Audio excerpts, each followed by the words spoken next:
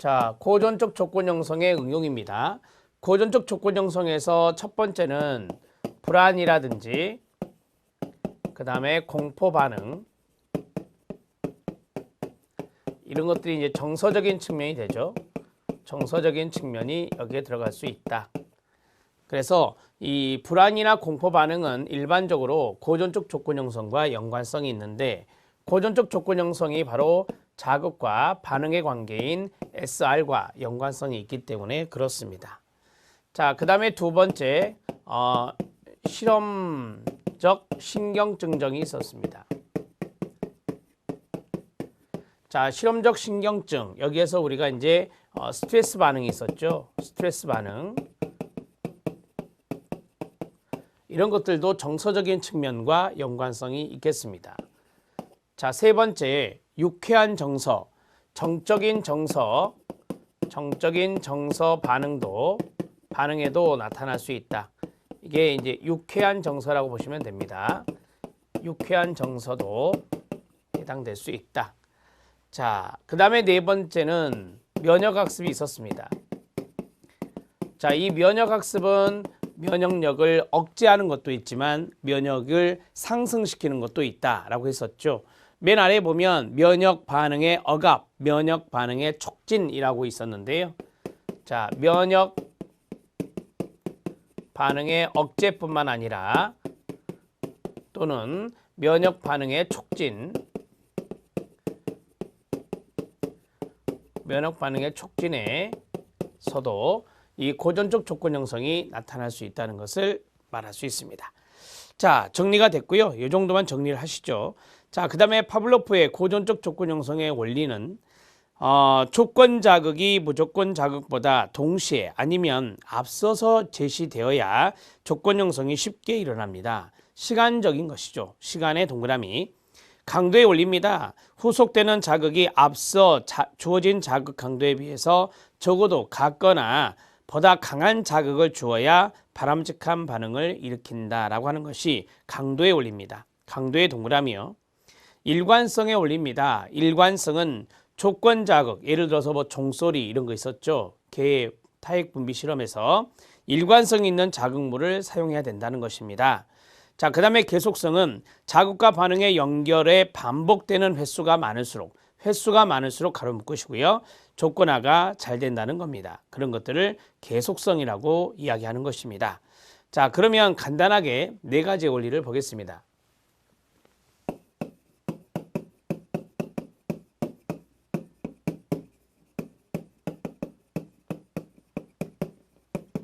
자, 첫 번째는 시간의 원리입니다.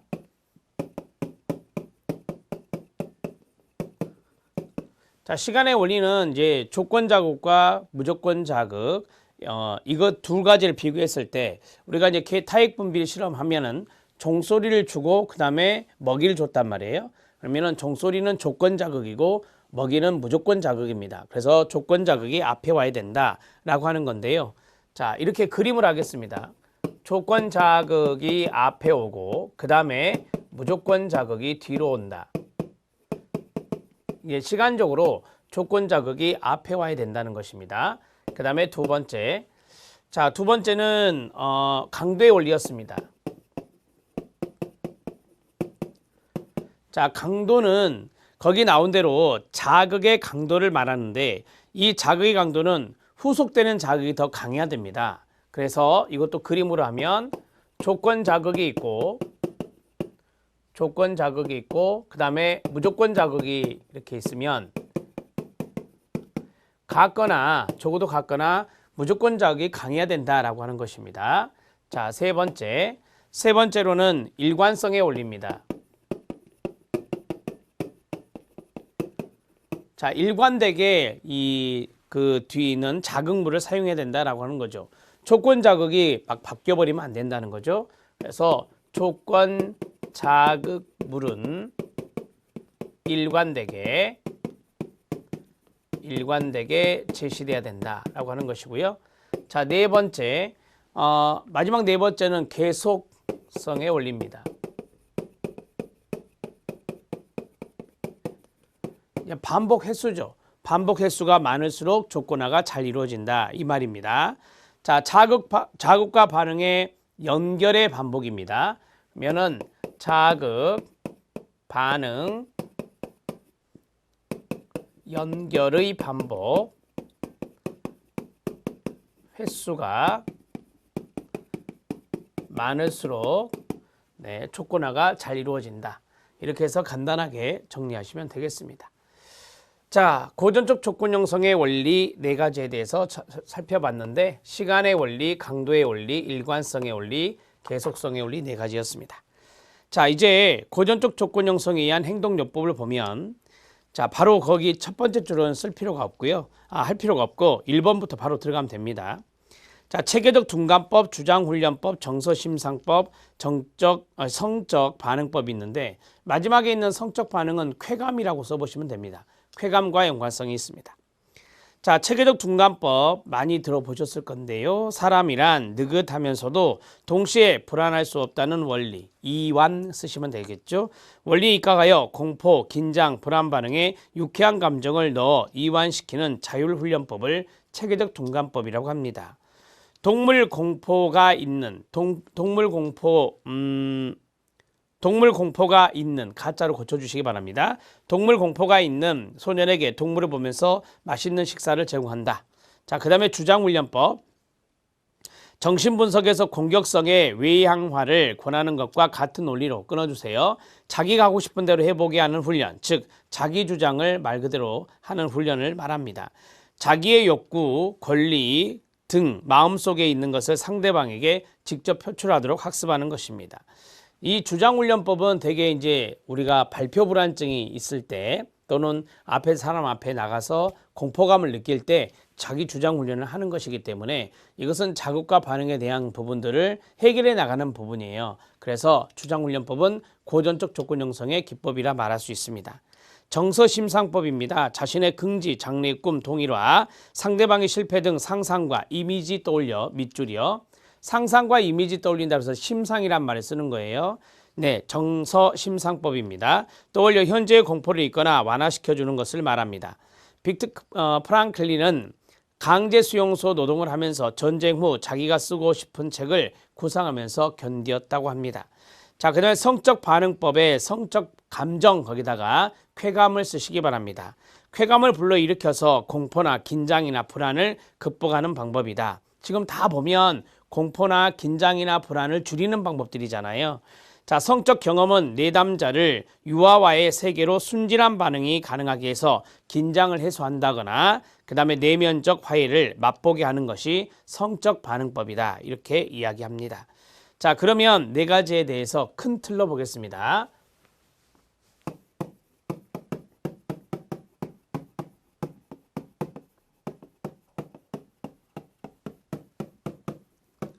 자, 고전적 조건 형성의 기법은 이러한 것들을 통해서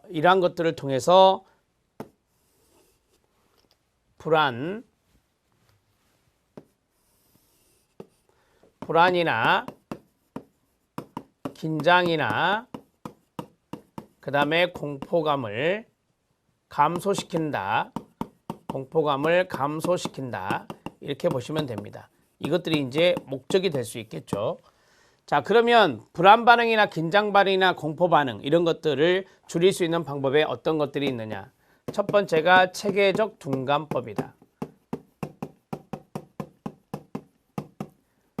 체계적 둔감법은 순서가 중요할 수 있는데요. 자, 이완 훈련을 하고 그 다음에 불안 위계 목록을 작성하고 그 다음에 마지막에 단계적 둔감화를 하죠. 단계적 둔감화를 한다. 이렇게 해서 간단하게 3단계를 알아놓으시면 되겠고요. 암기법은 이불계가 됩니다. 이불계 이런 식으로 정리하시고요. 자, 그 다음에 두 번째 주장훈련법이 있습니다. 주장훈련법은 자기 주장을 하는 겁니다. 자기 주장을 하는 것을 말합니다.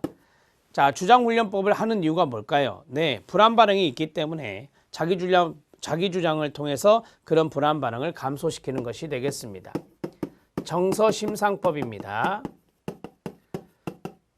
정서심상법은 심상에서 우리가 이미지란 단어가 떠올라야 돼요. 그래서 상상과 이미지 이런 것들 떠올리는 겁니다. 상상, 그 다음에 이미지 떠올리는 방법 이렇게 정리하시면 되고요. 자, 그 다음에 네 번째가 성적 반응법입니다. 성적 반응법. 자, 성적 반응의 이 성적 반응은 쾌감이라고 그랬습니다. 쾌감을 통해서 긴장을 해소하는 거다. 쾌감을 통해서 긴장을 해소하는 것이 바로 성적 반응법이다. 이렇게 정리하시면 됩니다. 자, 간단하게 봐드렸습니다. 자, 기출문제 확인학습의 자극추구 성향 또는 감각추구 성향이라고 하는데요. 이것들이 출제된 바가 있습니다. 자, 자극추구 성향의 개념을 보면 자극추구 성향은 신기하고 복잡한 감각 및 경험을 필요로 하고 다른 어떤 제약이 있다 하더라도 자신이 원하는 경험을 추구하려고 하는 욕구를 말합니다. 주커만은 자극추구 성향을 다양하고 복잡한 경험에 대한 욕구와 경험을 위하여 신체적, 사회적 위험을 감수하면서 자극적인 위험을 추구하는 것으로 정의했습니다. 커티스는 자극추구 성향은 변화, 새로움, 복잡하고 다양한 감정적 경험을 추구하여 그것을 느끼고자 하는 성향으로 정의를 하였습니다. 말 그대로 이해하시면 돼요. 자극을 추구하는 성향이다. 이렇게 정리하시면 되겠고요. 자, 이러한 개념 정의는 자극추구 성향이 높을수록 환경으로부터 자극을 추구하려는 시도와 접촉이 더 강해진다는 것을 의미합니다. 자, 우리 시험은 2번이었습니다. 2번에 별표 쳐주시고요. 자극추구 성향에 4가지 하위 요인이 있습니다. 첫 번째, 모험 추구의 밑줄. 두 번째, 경험 추구의 밑줄. 세 번째, 금지 해제의 밑줄. 네 번째, 권태 민감의 밑줄 치시면 됩니다. 자, 스릴 및 모험 추구를 보면 자동차 경주, 번지점프 등 재미와 모험, 스피드를 추구하는 스포츠 오락을 즐기는 것을 말합니다. 자극추구 성향이 있는 사람들은 이런 것들을 쫓아서 하겠죠. 경험 추구입니다. 여행이나 새로운 것 시도하기 등 평범하지 않고 새로운 상황을 경험하고자 하는 것을 경험 추구라고 합니다. 자극추구 성향이 높은 사람들은 다양한 경험을 추구할 겁니다. 금지 해제입니다. 음주, 파티, 성행위 등 감각적인 쾌락을 얻기 위해 통상적으로 요구되는 규범을 어기고 싶어하는 동기를 말합니다. 금지가 해제되기를 바라는 그런 동기를 말합니다. 권태 민감입니다. 권태 민감이란 끊어요. 틀에 박힌 삶을 싫어하고 변화하지 않는 것을 지루해하는 것을 느끼는 것입니다. 느끼며 참지 못하는 동기를 뜻합니다. 자극추구 성향의 사람들은요, 권태 민감 성향이 있고요. 그 다음에 금지 해제 성향이 있고요. 그 다음에 경험추구 성향이 있고 모험추구 성향이 있다는 것입니다. 자, 세 번째입니다. 감각추구 성향, 자극추구 성향은 다양한 영역의 위험 행동들, 예를 들어 음주나 운전 습관이나 도박이나 성행동 등으로 표현할 수 있는데, 감각추구 성향은 이러한 위험 행동과 각각 정적인 상관을 보이고 있습니다. 자극추구는 하나의 성향이고 잠재성이기 때문에 개인의 인성과 사회와 환경이 어떻게 그러한 성향을 유도하고 형성하게 하는가에 따라서 잠재적 자극추구 성향이 반사회적 행동으로 표현될 수도 있고요. 사회적으로 바람직한 특성으로 표현될 수도 있을 것입니다. 자, 우리가 이제 개인의 인성이라든지 사회 환경 이러한 것들이 그 어떤 성향을 유도하는 것이기 때문에 잘못된 방향인 반사회성으로 흐를 수도 있고, 그 다음에 창의성이나 지도력의 어떤 바람직한 특성으로 표현될 수도 있는 것이 바로 자극추구 성향입니다. 말 그대로 성향이니까 잠재성을 이야기하는 것이죠. 자, 그러면 자극추구 성향에 대한 성향 4가지 하위 요인, 거기에 대해서만 정리를 해보겠습니다.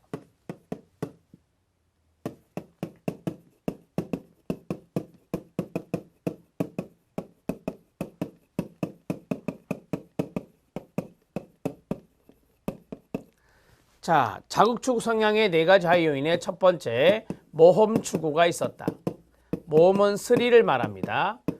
이것을 추구하는 성향. 그 다음에 두 번째가 경험 추구죠. 경험은 다양한 경험을 말합니다. 다양한 경험을 추구하는 것을 말합니다.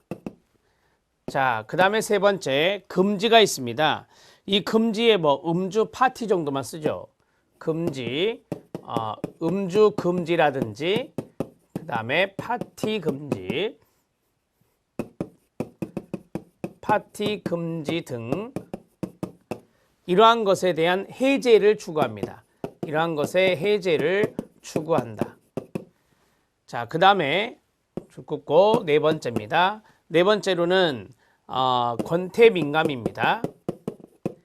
자, 권태는 지루함을 말하죠. 예, 지루함에 대한 민감성이 있다라고 하는 겁니다.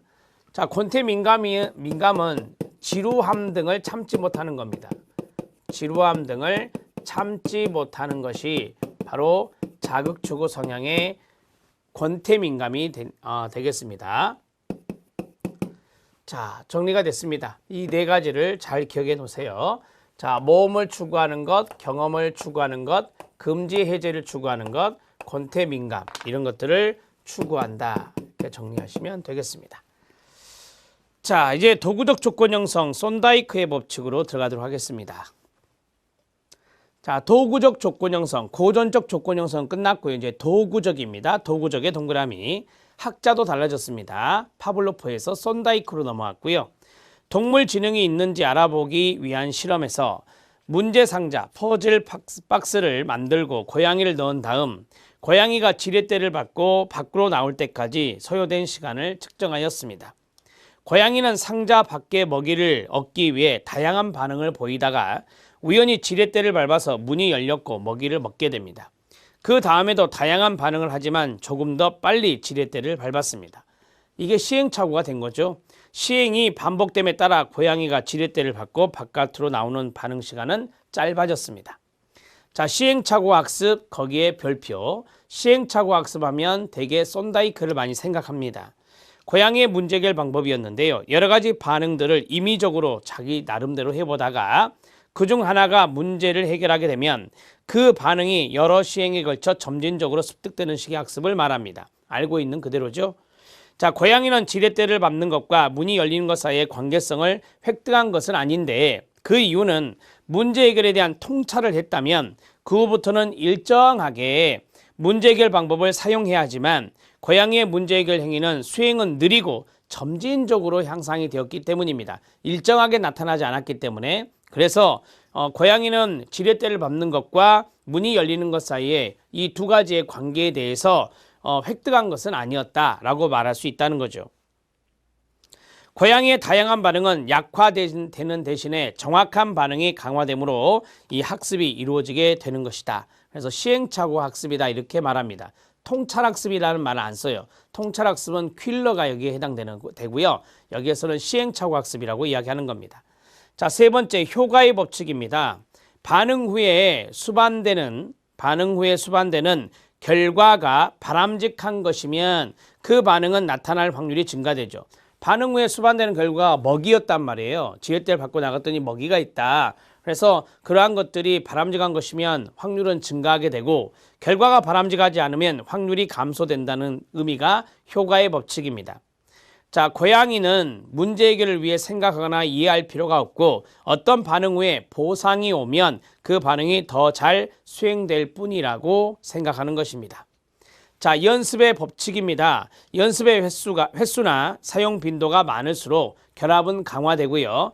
횟수가 적거나 사용되지 않을 때는 결합이 약화된다는 것을 연습의 법칙이라고 말합니다. 준비성의 법칙입니다. 학습하는 태도나 준비와 관련하여 그러한 준비 자세가 되어 있을 때 결합이 용이하고 그렇지 못할 때는 결합이 약화된다는 것입니다. 중다 반응입니다. 모든 학습에서 일어나는 첫 번째 단계, 첫 번째 반응이 문제 해결을 하지 못한다면 다시 다른 반응을 시도한다는 겁니다. 해봤는데 안 된다 그러면 다른 반응을 한다. 이게 중다 반응이라고 그래요. 어떤 반응이 문제 해결할 때까지 유기체 활동을 계속하는 경향이 있겠죠. 여러 가지 반응을 한다. 그래서 중다 반응이라고 말합니다. 자, 도구적 조건 형성과 연관성 있는 단어가 시행착오 학습, 효과의 법칙, 연습의 법칙, 준비성의 법칙, 중다 반응인데 나중에 이제 손다이크가 효과의 법칙과 그 다음에 연습의 법칙 이 두 가지를 수정하게 됩니다. 자, 실력 따지기를 보면 손다이크 3대 법칙이 나와 있습니다. 연습의 법칙, 효과의 법칙, 준비성의 법칙, 이 세 가지를 3대 법칙이라고 합니다. 1898년이요. 연습의 법칙 다시 한 번 더 좀 보면 연습이 자극과 반응의 결합을 강화한다는 법칙입니다. 그래서 연습의 법칙이라는데 자극과 반응의 결합은 그 반응 횟수에 비례해서 강화된다라고 하는 것이죠. 자, 반복해서 사용할수록 강화되므로 사용의 법칙이라고도 할 수 있고요. 사용을 하지 않으면 그만큼 약화되므로 이를 불사용의 법칙이라 말할 수 있습니다. 효과의 법칙은 자극과 반응 결합에 따르는 만족감이 크면 클수록 그 결합은 강화된다.